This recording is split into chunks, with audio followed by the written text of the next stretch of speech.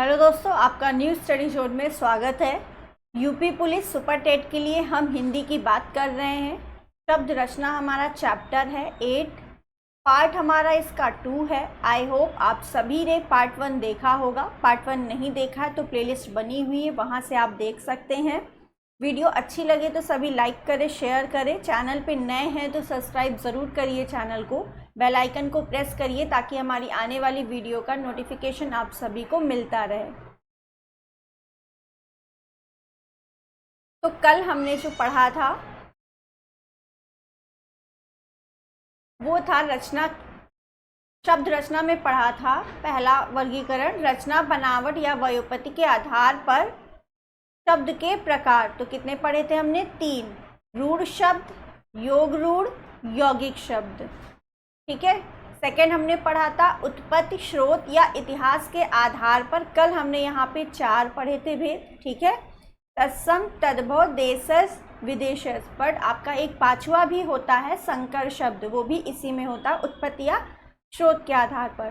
किसी किसी बुक में जो है ये 4 दिए हुए हैं, ठीक है, किसी में 5 दिए हुए हैं। ये आपका बाद में ऐड ऑन हुआ, तो आपसे ये कभी नहीं पूछता, मतलब जिसमें डाउट रहता है वो क्वेश्चंस नहीं पूछता है कि कितने प्रकार के हैं। ठीक है। बाकी ऑप्शन के अकॉर्डिंग अगर 4 है तो 4 लगाएंगे, 5 है तो 5 लगाएंगे। ठीक है। तो कल हमने आपको संकर शब्द नहीं बताया था, आज उसके बारे में बता देंगे। ठीक है। तो कल हमने कहा था आपको कुछ विदेशी शब्द लिखवाएंगे, ठीक है, और संकर शब्द पढ़ाएंगे। ठीक है।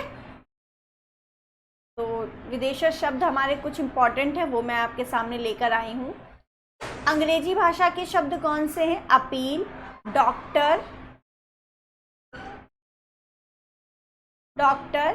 टिकट, स्कूल, साइकिल, ये आपके अंग्रेजी भाषा के शब्द हैं। अरबी भाषा के शब्द कौन से हैं? आदमी, कब्र, दवा, मुहावरा, औरत, वकील, ये आपके अरबी भाषा के शब्द हैं। तुर्की भाषा के शब्द कैची, बहुत पूछा जाता है, चाकू, ये सभी आपके तुर्की भाषा के शब्द हैं। गलीचा, दरोगा। ठीक है। फारसी भाषा का शब्द है आपका गुलाब, तमाशा, चश्मा, रुमाल, कुश्ती, ये आपके फारसी भाषा के शब्द हैं। पुर्तगाली की अलमारी पूछा गया है बहुत बार कि अलमारी किस भाषा का शब्द है, तो अलमारी जो है पुर्तगाली भाषा का शब्द है।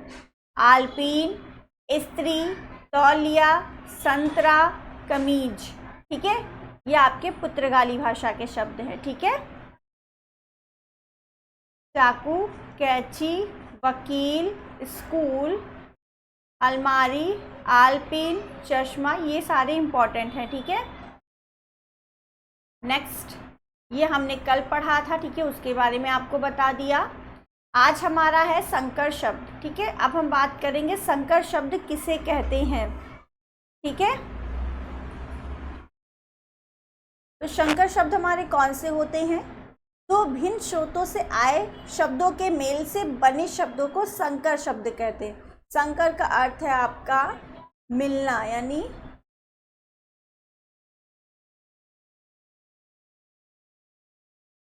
संकर का अर्थ क्या है? मिलाव। ठीक है। जब किन्हीं 2 भाषाओं के शब्द आपस में मिलकर एक नया शब्द का निर्माण करते हैं उसे ही हम कहते हैं संकर शब्द। ठीक है। तो इसकी परिभाषा पहले हम अच्छे से लिख देते हैं। 2 भिन्न स्रोतों से, भिन्न स्रोतों का अर्थ क्या है? भिन्न भाषाएं। ठीक है। 2 भिन्न स्रोतों से आए शब्दों के मेल, आए शब्दों के मेल से बने शब्द, बने नए शब्दों, बने नए शब्दों को संकर शब्द कहते हैं। आइए अब इसे हम एग्जाम्पल के द्वारा यानी उदाहरण के माध्यम से अच्छे से समझते हैं। ठीक है। तो संकर शब्द हमारे कौन से हैं? 2 भिन्न स्रोतों से जो हमें प्राप्त होते हैं, यानी जो भिन्न स्रोतों से आपके बनते हैं। ठीक है। फॉर एग्जाम्पल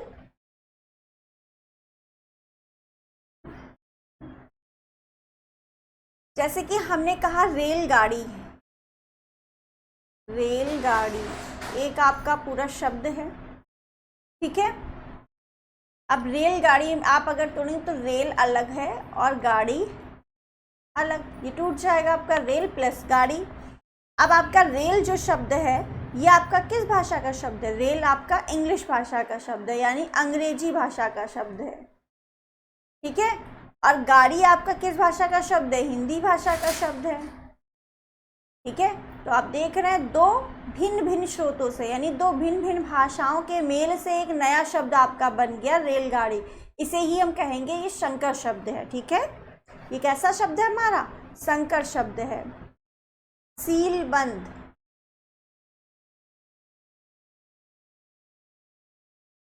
ये आपका सील प्लस बंद। अब सील, सील किस भाषा का शब्द होता है? सील भी आपका अंग्रेजी भाषा का शब्द है, ठीक है।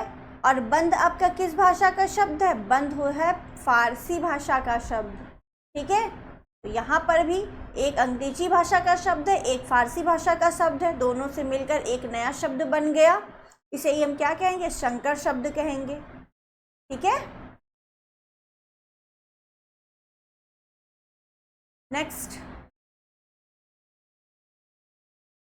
ये हमारा हो गया, ठीक। एक और शब्द देख लेते हैं, छायादार, ठीक है। पानदान, ये भी आता है आपका छायादान, छाया दान। तो ये आपका किससे मिलकर बना है? छाया प्लस दान,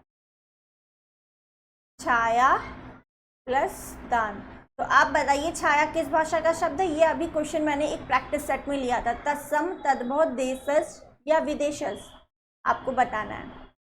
दान आपका किस भाषा का शब्द है? फारसी भाषा का शब्द है।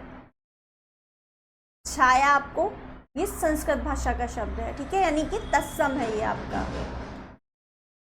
ठीक है। छा, इसका तत्सम अगर तद्भव अगर आप बात करेंगे तो क्या होता है? छा, ठीक है। ये भी प्रैक्टिस सेट में क्वेश्चन लिया था, आया हुआ है प्रीवियस ईयर क्वेश्चंस में, ठीक है। तो छाया आपका तत्सम शब्द है, यानी संस्कृत भाषा का, और दान आपका फारसी शब्द है। तो यहाँ पर भी आपके दो भिन्न भिन्न स्रोत से आए हुए शब्दों के मेल से एक नया शब्द बन गया, जिसे हम क्या कहते हैं? संकर शब्द कहते हैं। आई होप आप सभी को संकर शब्द अच्छे से समझ में आया होगा, कोई डाउट नहीं हुआ, ठीक है। नेक्स्ट, तो अब हमारी दो चीजें हो गई, उत्पत्ति के आधार पर और व्युत्पत्ति या रचना के आधार पर शब्दों का वर्गीकरण हो गया। अब बात करते हैं तीसरा वर्गीकरण। तीसरा वर्गीकरण हमारा है रूप या प्रयोग के आधार पर शब्दों का वर्गीकरण। तो रूप या प्रयोग के आधार पर शब्दों का वर्गीकरण दो प्रकार से है। पहला हमारा है विकारी शब्द, दूसरा है हमारा अविकारी शब्द, ठीक है। तो रूप या प्रयोग के आधार पर शब्द के प्रकार कितने होते हैं? दो होते हैं, विकारी शब्द, अविकारी शब्द। अब विकारी शब्द क्या होते हैं? तो चलिए देखते हैं विकारी शब्द क्या होते हैं। विकारी शब्द की परिभाषा की बात करें तो यह है वे शब्द जो लिंग वचन कारक के आधार पर मूल शब्द में ना बदले, ठीक है, यानी मूल शब्द का उनका रूपांतरण ना हो, ठीक है। लिंग वचन कारक के आधार पर जो ना बदले उसे ही क्या कहेंगे? विकारी शब्द कहेंगे, ठीक है। इसको आप एग्जाम्पल से अच्छे से समझ सकते हैं। किसी को नोट्स बनाना है तो वो परिभाषा लिख सकता है, वे शब्द जिनमें लिंग वचन कारक के आधार पर, लिंग वचन कारक के आधार पर मूल शब्द में, मूल शब्द का रूपांतरण हो जाता है, मैंने शायद पहले अलग कुछ अविकारी की बोली, विकारी मतलब हो जाता है, ठीक है। वे शब्द जिनमें लिंग वचन कारक के आधार पर मूल शब्द का रूपांतरण हो जाता है उन्हें ही हम क्या कहते हैं, विकारी शब्द कहते हैं। ठीक है, अविकारी शब्द में यही होगा, मूल शब्द का रूपांतरण नहीं होता है, वे हमारे अविकारी शब्द। आ का मतलब क्या होता है, ना, मतलब नहीं। ठीक है, आ का मतलब नहीं, तो इसलिए इसमें लिंग वचन कारक के आधार पर परिवर्तन नहीं होता है, इसमें होता है। ठीक है, परिभाषा समझ में आई। अब इसे एग्जाम्पल से हम और अच्छे से समझेंगे। ठीक है, तो पहले हम बात कर रहे हैं विकारी शब्द की। ठीक है, विकारी शब्द की परिभाषा तो आपको बता दी, लिंग वचन कारक के आधार पर ना बदले। अब कैसे, देखते हैं।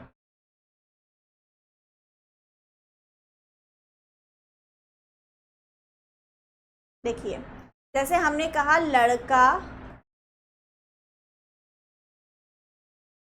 पढ़ रहा है। ठीक है,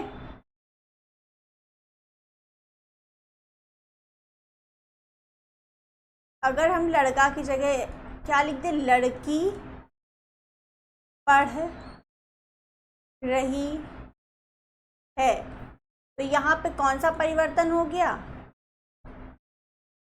कौन सा परिवर्तन हुआ, लिंग परिवर्तन हुआ।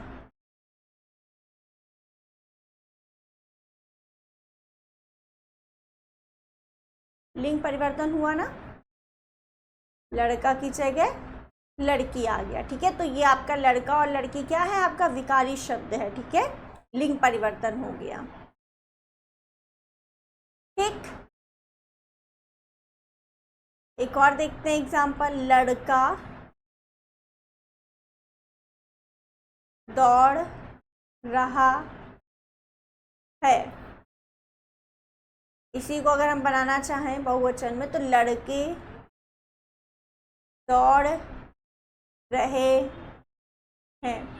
तो यहाँ पर क्या हो रहा है, लड़का का लड़के हो रहा है, मतलब वचन के आधार पर चेंज हो रहा है, तो वचन परिवर्तन है यह। और हमने आपको लिंग वचन कारक 3 के आधार पर बताया था, तो यहाँ पर क्या हो रहा है, वचन परिवर्तन हो रहा है। अब कारक कैसे परिवर्तन होगा,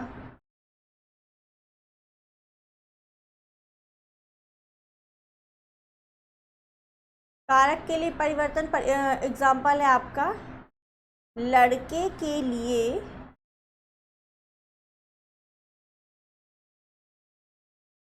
आम लाओ। ठीक है, लड़कों के लिए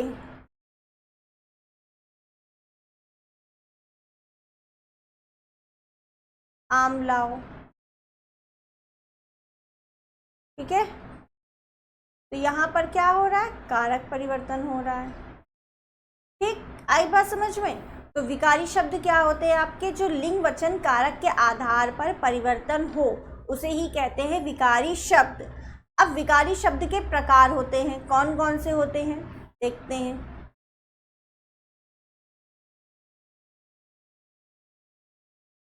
विकारी शब्द के प्रकार,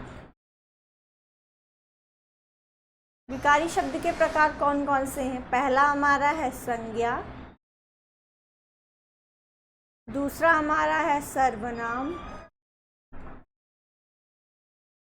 तीसरा हमारा है विशेषण, और चौथा हमारा है क्रिया।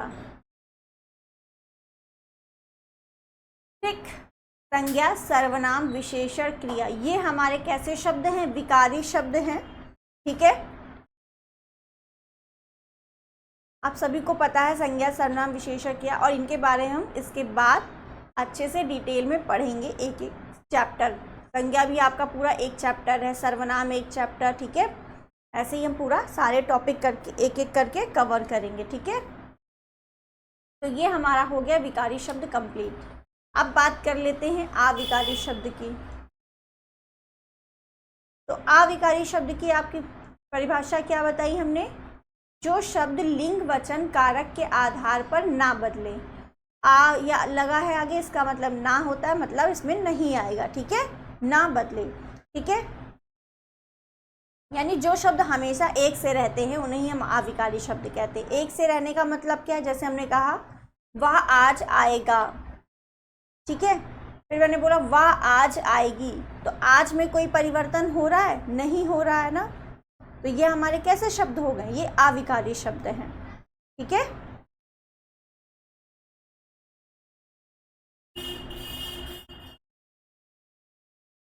एक एग्जाम्पल लिख के बताते हैं, जैसे आज, कल, से, और, ये सब हमारे अविकारी शब्द होते हैं। हमने कहा वह आज आएगा, वह कल आएगा, ठीक है, वह कल आएगी, तो लिंग के आधार पर क्या बदल रहा है कल हमारा, नहीं ना, वह कल आएगा, वह कल आएगी। अब आप बताइए इस कल पर लिंग का कोई प्रभाव पड़ रहा है, आएगा लड़का है, आएगी लड़की है, तो इस कल दोनों जगह पे आपका कल शब्द एक ही लिखा है, क्या इसमें कोई परिवर्तन है, वह कल आएगा या वह कल ही आएगी, नहीं ना, तो आपका ये कैसा हो गया, लिंग के आधार पर बदल रहा है, नहीं बदल रहा है, ठीक है, इसलिए ये आपका अविकारी शब्द है। और यहाँ पर क्या था, लिंग के आधार पर बदल रहा था, लड़का पढ़ रहा है, लड़की पढ़ रही, जब हमने लड़की की बात की तो लिंग में लड़का की जगह लड़की आ गया, तो लिंग की जगह परिवर्तन हो गया, इसलिए आपका लिंग परिवर्तन हुआ, ठीक है। ऐसे ही लड़का दौड़ रहा है, ठीक है, फिर लड़के दौड़ रहे हैं, तो लिंग के यहाँ पर वचन के आधार पर परिवर्तन हो गया, ठीक है, आई बात समझ में। और यहाँ पर क्या हो रहा है, परिवर्तन नहीं हो रहा, ना लिंग के आधार पर ना वचन के आधार पर, वह कल आएगा, वे कल आएंगी, तो कल पे कोई फर्क नहीं हो रहा, इसलिए ये हमारा अविकारी शब्द है। अब हम बात करते हैं अविकारी शब्द के प्रकार कितने होते हैं, ठीक है।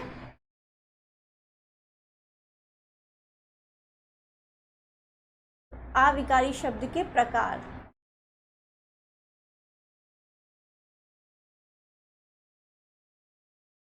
कितने होते हैं, तो अविकारी शब्द के प्रकार आपके होते हैं 4। विकारी शब्द के भी 4 होते हैं, अविकारी शब्द के भी 4 होते हैं। कौन कौन से, पहला हमारा है क्रिया विशेषण, क्या है पहला, क्रिया विशेषण। दूसरा क्या है, संबंध बोधक,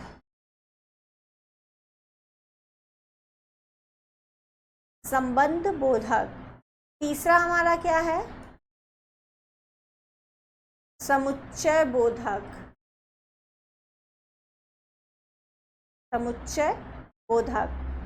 और चौथा हमारा है विस्मयादि बोधक,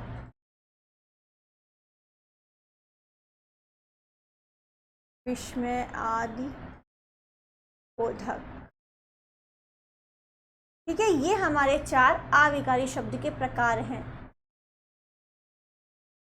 एडवर्ब, प्रीपोजिशन, कंजक्शन, इंटरजेक्शन, जैसे आप इंग्लिश में पढ़ते ना नाउन, प्रोनाउन, एग्जेक्टिव वर्ब, वही चीज़ें यहाँ पर भी हैं। तो अविकारी में आपका आता है क्रिया विशेषण, संबंध बोधक, समुच्चय बोधक, विस्मयादि बोधक, ठीक है। क्रिया विशेषण में कौन कौन से शब्द आएंगे उनकी थोड़ी सी बात कर लेते हैं, फिर हम बाद में इसका पूरा एक एक चैप्टर अच्छे से पढ़ेंगे, ठीक है, इन टॉपिक्स का। क्रिया विशेषण में आपका क्या आ जाएगा, आज, कल, ऊपर, नीचे, ये सब हमारा किस में आएगा, क्रिया विशेषण में आ जाएगा, ठीक है। संबंध में क्या आएगा, में, से, ठीक है। ये ऊपर नीचे, सॉरी, ऊपर नीचे हमारा किस में आएगा, प्रीपोजिशन में आता है। आज, कल, परसों, ये सब आपका क्रिया विशेषण में आएगा, ठीक है। में, से, पर, के ऊपर, के नीचे, ये सभी हमारे संबंध बोधक शब्द हैं, ठीक है। समुच्चय बोधक शब्द कौन से होते हैं, यानी कंजक्शन, एंड और होता है, एंड, परंतु, किंतु, इसलिए, या, सभी जानते होंगे। ठीक है। तो ये आपके समुच्चय बोधक शब्द हो गए। विस्मयादि बोधक शब्द, हाय, ओ, वाह, ये हमारे शब्द कैसे हैं? विस्मयादि बोधक शब्द है। ठीक है, इनका लिंग वचन कारक के आधार पर कोई भी चेंज नहीं होता है। ठीक है, क्लियर है इतनी बातें? ये हमारा हुआ रूप या प्रयोग के आधार पर वर्गीकरण। दो प्रकार के, विकारी शब्द, अविकारी शब्द। विकारी शब्द कौन से? जो लिंग वचन कारक के आधार पर बदले, वे हमारे विकारी शब्द होते हैं। संज्ञा, सर्वनाम, विशेषण, क्रिया, ये आपके चार हैं विकारी शब्द के प्रकार। फिर हमने बात की अविकारी शब्द, जो लिंग वचन कारक के आधार पर ना बदले, वे हमारे अविकारी शब्द हैं। इसके भेद क्या हैं आपके? क्रिया विशेषण, संबंध बोधक, समुच्चय बोधक, विस्मयादि बोधक। तो हिंदी की क्लास में इंग्लिश नहीं बतानी चाहिए, बट प्रॉब्लम ये है कि हम लोग इंग्लिश अच्छे से समझते हैं और हिंदी नहीं समझते, हिंदी भूल जाते हैं। ठीक है, ये समय की प्रॉब्लम ही समझो। हिंदी की क्लास में हमें हिंदी इंग्लिश में बोल के समझानी पड़ रही है, क्योंकि हम लोग हिंदी बोलते हैं, इंग्लिश इतनी अच्छी आती नहीं, लेकिन कुछ वर्ड ऐसे हैं कि इंग्लिश में ही बोलो तभी समझ में आते हैं। तो हिंदी बोल दोगे डर के भाग जाएगा। ठीक है, नेक्स्ट हमारा है, चौथा हमारा वर्गीकरण है अर्थ के आधार पर शब्दों के प्रकार। तो अर्थ के आधार पर शब्दों के प्रकार आपके कौन से हैं? एकार्थी शब्द, अनेकार्थी शब्द, समानार्थी शब्द या पर्यायवाची शब्द। समानार्थी शब्द को ही हम पर्यायवाची शब्द कहते हैं। विपरीत आर्थी शब्द या विलोम शब्द। ठीक है, ये आपके अर्थ के आधार पर शब्द हैं। इनके ये सारे आपको समझ लीजिए, ये सारे आपको सिर्फ लर्न करने होते हैं। ठीक है, इनको आप जितनी बार पढ़ेंगे उतने अच्छे से आपको क्लियर होगा।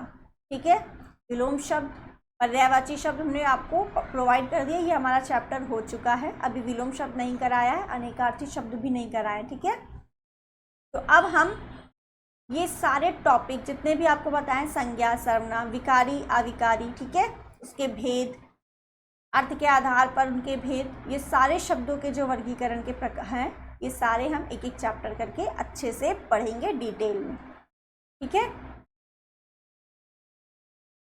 अब हम इनके बारे में ज़्यादा बात ना करके जब हम इनका चैप्टर पढ़ेंगे उसमें अच्छे से क्लियर करेंगे। ठीक है, आई होप आप सभी को ये वीडियो पसंद आई हो। वीडियो अच्छी लगी है तो सभी लाइक कर दें, लेकिन उससे पहले ये क्वेश्चंस मैंने कुछ लिए थे, मुझे याद नहीं रहा, उनको हम सॉल्व कर लेते हैं। ठीक है,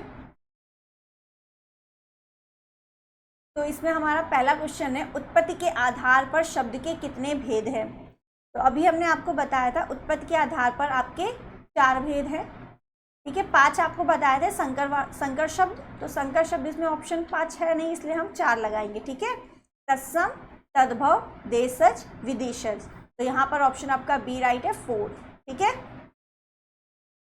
नेक्स्ट हमारा है, संस्कृत के ऐसे शब्द जिसे हम ज्यों का त्यों प्रयोग में लाते हैं वे कहलाते हैं। अब बताओ उन्हें क्या कहते हैं? संस्कृत के शब्द जो हम लोग एज इट इज़ बोलचाल की भाषा में, आम बोलचाल की भाषा में बात करते हैं, उन्हें हम क्या बोलते हैं? तत्सम शब्द बोलते हैं। आपको परिभाषा बताई थी। तद्भव शब्द क्या होते हैं? जो हिंदी संस्कृत के वे शब्द जो हिंदी में हम प्रयोग करते हैं। ठीक है, देशज हमारे देसी भाषा के होते हैं। विदेशी जो हमारे विदेश से शब्द आए हैं उनकी बात करते हैं। ठीक है, तीसरा क्वेश्चन है, यहाँ पर ऑप्शन आपका ए राइट है। तीसरा क्वेश्चन है हमारा, निम्नलिखित में गूढ़ शब्द कौन सा है? वचनालय, तो वचन प्लस अलय, समतल, विद्या प्लस आलय, पशु। अब पशु को आप तोड़ेंगे, पा प्लस सु, तो इसका कोई अर्थ है नहीं, इसलिए आपका ऑप्शन डी राइट है। ये आपका एक रूढ़ शब्द है। ठीक है, समतल आपकी भूमि होती है, यानी समान तल। ठीक है, समतल का अर्थ क्या है? समान तल। नेक्स्ट क्वेश्चन, शब्द रचना के आधार पर बताइए कि कौन सा शब्द योग रूढ़ है। अब बताइए, योग रूढ़ की परिभाषा आपको क्या बताई थी? योग रूढ़ की परिभाषा बताई थी, या सिंपल सा बोले तो बहुव्रीहि समास। क्या बताया था? तीसरा अर्थ निकलेगा। ठीक है, एक अपना एक अलग ही मतलब देगा, यानी बहुव्रीहि समास में जैसा होता है वो हमें उसे क्या बोलते हैं? योग रूढ़। तो पवित्र, कुशल, विनियम, विनियमय, इनमें ऐसा कुछ तो लग नहीं है। जलज, जल प्लस जा, यानी जल में उत्पन्न होने वाला, जा का अर्थ क्या होता है? उत्पन्न होने वाला, अर्थात कमल। ठीक है, इसलिए यहाँ पर आपका ऑप्शन डी राइट हो जाएगा, क्योंकि योग रूढ़ आपसे पूछा है तो ऑप्शन डी राइट होगा। जलज आपका योग रूढ़ शब्द है। ठीक है, नेक्स्ट, निम्न में से रूढ़ शब्द कौन सा है? आपको बताना रूढ़ शब्द यानी जिसके टुकड़े ना किए जा सके, टुकड़े करे भी तो उसका कोई अर्थ ना हो। अब देखो, जलज और पंकज ये एक दूसरे के पर्यायवाची और ये दोनों ही आपके योग रूढ़ शब्द हैं। क्या है? योग रूढ़ शब्द हैं। तो आपका ये तो कट गया, बी और सी। अब बताइए, मलयज या वैभव, यहाँ पर कौन सा ऑप्शन आपका राइट होगा? वैभव। ठीक है, वै प्लस भव, ये टूटेगा तो इसका कोई अर्थ नहीं है। ठीक है, तो यहाँ पर आपका ऑप्शन डी राइट होगा, वैभव। ठीक है, नेक्स्ट हमारा क्वेश्चन है, परीक्षा शब्द निम्नलिखित वर्गों में से किस वर्ग में आता है? अब आपको बताना जो परीक्षा शब्द है ये क्या, कौन सा शब्द है? तत्सम शब्द है, तद्भव शब्द है, देशज है या विदेशज है? बताइए। जो परीक्षा है ये आपका तत्सम शब्द है। ठीक है, संस्कृत भाषा का शब्द है। ऑप्शन ए आपका राइट है। नेक्स्ट, मैजिस्ट्रेट शब्द है, मैजिस्ट्रेट किस भाषा का शब्द है? मैजिस्ट्रेट आपका विदेशज भाषा का शब्द है ये। ठीक है, ऑप्शन डी आपका राइट है। कौन सा शब्द देशज यानी देशी भाषा का है? अग्नि, प्रार्थना, खेत, लोटा। तो लोटा आपका कैसा शब्द है? देशज शब्द है। स्वतंत्र सत्ता धारण न करने वाले शब्द क्या कहलाते हैं? तो कौन होंगे जो स्वतंत्र सत्ता धारण न करने वाले शब्द कौन से होते हैं?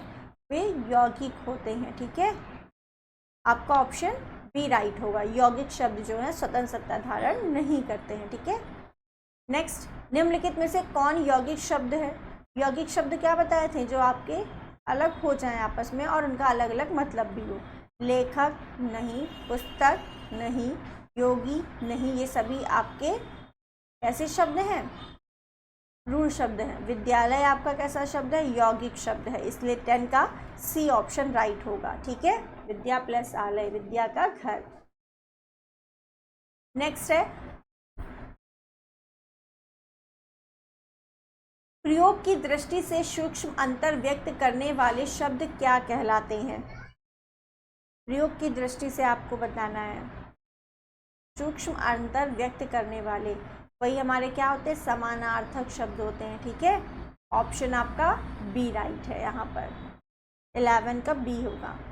यौगिक शब्द कौन सा है? पाठशाला। ठीक है, ये दोनों आपके योग रूढ़ है और दिन आपका रूढ़ है। ठीक है, इसलिए ऑप्शन बी राइट है। विभावरी किस प्रकार का शब्द है?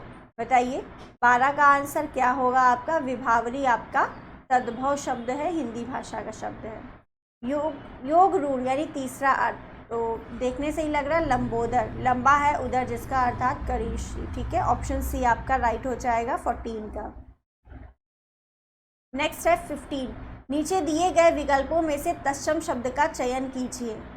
तो तत्सम तद्भव की भी एक वीडियो बनेगी। ठीक है, तत्सम शब्द का चयन कीजिए, नहीं संस्कृत भाषा वाला आपको बताना है। तो आपका पड़ोसी, गोधुम, बहू, शहीद। 15 का आपका कौन सा आंसर राइट हो जाएगा? गोधुम। ठीक है, गेहूं का क्या होता है? गोधुम। नेक्स्ट है हमारा, नीचे दिए गए विकल्पों में से तद्भव शब्द का चयन कीजिए। तद्भव, बैंक, मुंह, मर्म, प्रलाप। तो यहाँ पर आपका क्वेश्चन नंबर 16 का आंसर क्या होगा? मुंह। ऑप्शन बी आपका राइट है। नेक्स्ट, जिस शब्द के कई सार्थक खंड हो सके उन्हें क्या कहते हैं? सार्थक खंड हो सके उन्हें हम क्या कहेंगे? उन्हें कहते हैं यौगिक। सार्थक खंड हो रहे ना, विद्या प्लस आलय। ठीक है, उसी शब्द के सार्थक खंड हो सके उसे ही हम यौगिक बोलते हैं। कौन सा शब्द देशज नहीं है? डिबरी, पगड़ी, ढोर, पुष्कर। तो क्वेश्चन नंबर 18 का आपका आंसर राइट होगा पुष्कर। ये आपका देशज शब्द नहीं है। ठीक है, क्वेश्चन नंबर 19 है आपका, जिन शब्दों की उत्पत्ति का पता नहीं चलता उन्हें क्या कहते हैं। तो जिन शब्दों की उत्पत्ति का पता नहीं चलता है उन्हें ही हम क्या बोलते हैं, देशज शब्द बोलते हैं। ठीक है, क्वेश्चन नंबर 19 का आपका सी राइट हो जाएगा। ठीक है, नेक्स्ट क्वेश्चन टोटल आपके 37 है, इसमें थोड़ा जल्दी हम करेंगे। वकील किस भाषा का शब्द है? अभी मैंने आपको बताया था वकील आपका अरबी भाषा का शब्द है। ठीक है, वकील अरबी भाषा का शब्द है, 20 का बी। नेक्स्ट, चाय किस भाषा का शब्द है? तो चाय आपका चीनी भाषा का शब्द है। स्टेशन किस भाषा का शब्द है? तो स्टेशन आपका 22 का बी अंग्रेजी भाषा का शब्द है। संकर शब्द क्या होते हैं? दो भाषाओं से मिलकर बना शब्द होता है, यानी ऑप्शन डी आपका राइट है यहाँ पर संकर शब्द। रेलगाड़ी शब्द है, रेलगाड़ी आपका कैसा है? संकर शब्द है, ऑप्शन डी आपका राइट है। नेक्स्ट, वानर का तद्भव रूप है। वानर, बंदर, बांदर, बांदर, कौन सा यहाँ पर राइट होगा? ऑप्शन 25 का। वानर का जो तद्भव रूप है वो है बंदर, ऑप्शन बी राइट है। ठीक है, नेक्स्ट, दर्शन का तद्भव रूप है। दर्शन का तद्भव रूप कौन सा है? क्वेश्चन नंबर 26,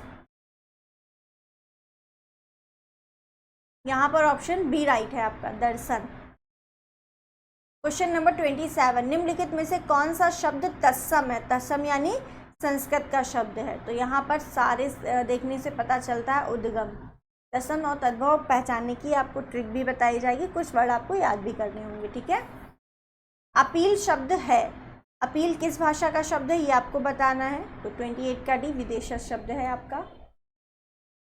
मगही शब्द है, मगही 29 का बी तद्भव शब्द है। संधि शब्द है, आप संधि पढ़ते हैं, आप संधि किस भाषा का शब्द है आपको पता होना चाहिए। संधि आपका तत्सम शब्द है। ठीक है, ऑप्शन ए आपका राइट है। लोटा, लोटा आपका देशज शब्द है। कमल किस प्रकार का शब्द है? तो कमल आपका कैसा शब्द है? योग रूढ़ है या यौगिक है? इन दोनों में आपको डाउट होगी, है ना, या रूढ़ है। अब देखो जलज, जो कमल, जलज और पंकज, ये तीनों एक दूसरे के पर्यायवाची ज़रूर हैं, लेकिन कमल और जलज और पंकज ये आपके योग रूढ़ हैं। तीसरा अर्थ पता चल रहा, लेकिन कमल ये आपका रूढ़ शब्द है।